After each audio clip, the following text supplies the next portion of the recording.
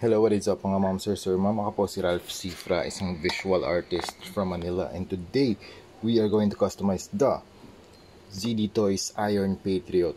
Thank you very much Laruanan for providing this action figure for review, unboxing, and customization. So yung first step na gagawin natin ay inisprayan ko na to ng I went ahead and sprayed this with Bosni No. 191 flat clear. Top coat siya pero nag-work din siya as primer para lahat ng paint na i-apply natin kakapit dun sa adhesive layer na in-spray natin. Ito yung adhesive layer No. 191 flat clear. Magiging matte yung finish ng surface. So wala na siyang glossy parts. Halos wala na.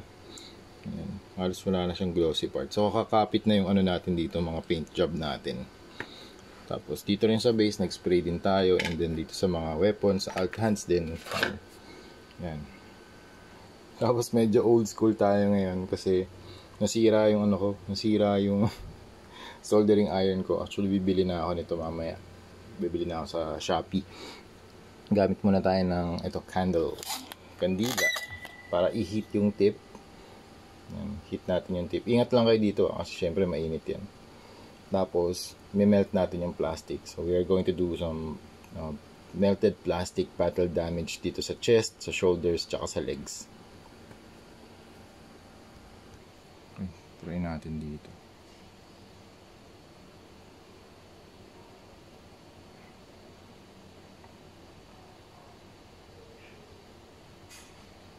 Okay, melt talaga natin yung plastic dito. Mas mabilis to kung gumagana yung soldering natin.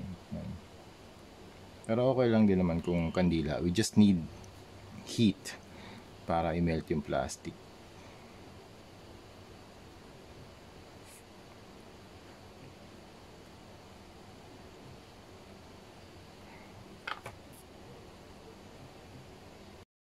Okay, after ng battle damage, mag-apply tayo ng wash. Yung paint na gagamitin natin for the wash ay PH 179 Black Water-Based Primer from Armored Komodo. I-try natin dito sa chest.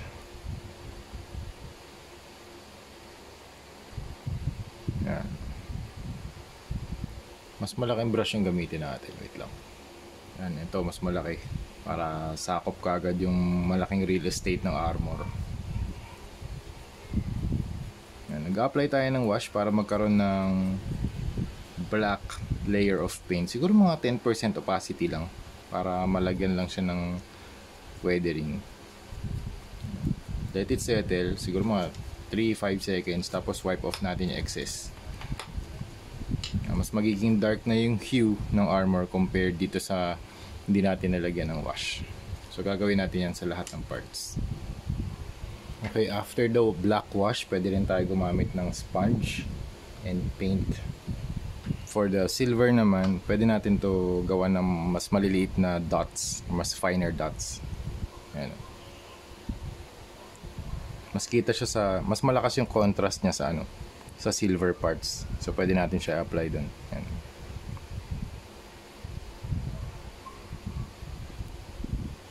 Okay, next step, silver dry brushing naman using Vallejo Metal Color Silver. So since yung battle damage niya nasa chest, pwede tayo magsimula dyan.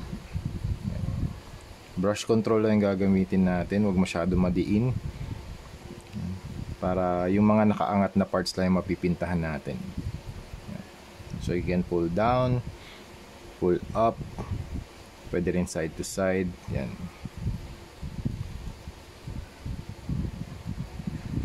Any direction you want, pwede yan.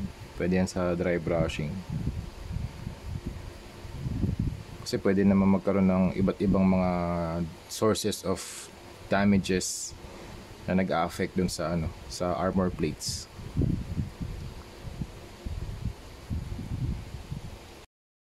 Alright, dito naman sa chest, we are going to apply the mix of PH 180 white and light turquoise para mapinturahan natin tong arc reactor and yung eyes, tsaka yung mga repulsor blast na din. Okay, tara, paint natin. Let's start with light blue para malagyan lang natin ng mid-tone. Pwede rin tayo mag dry brush around it para kunwari tinatamaan ng light yung ibang surfaces ng chest armor, lalo na rin tong yung paligid ng arc reactor. Yan, pwede nyo i-dry brush.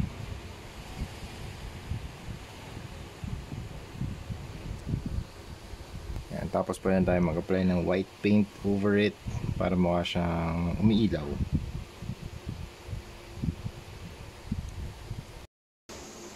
And now we are done with our Iron Patriot na project. So battle damage custom yung ginawa natin. Thank you very much Laro Anan for providing this action figure for unboxing, review, and customization. So recap lang, yung ginawa natin dito, nag-spray tayo ng Boss Knee flat clear all over the body, all over the parts. Tapos nag-apply tayo ng black wash. After the black wash, nag-apply tayo ng silver dry brushing. And then after that, sponge na black para dun sa mga sa mga little speckles or dots dun sa face, actually sa mga silver parts. Yan, mas malakas kasi yung contrast ng black sa silver compared sa blue. Yung blue niya dito super na siya, desaturated or close to navy blue kasi dati Prussian blue na metallic and glossy. Ngayon wala nang part na glossy, puro matte na lang.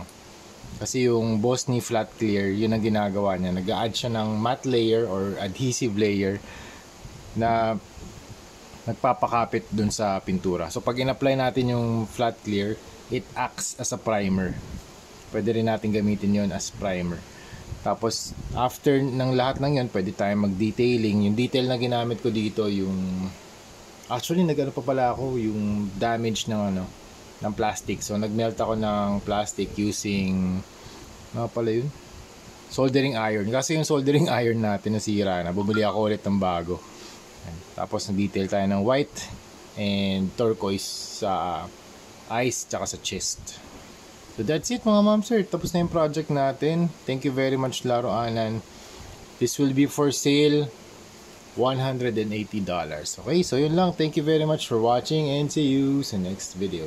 Bye-bye.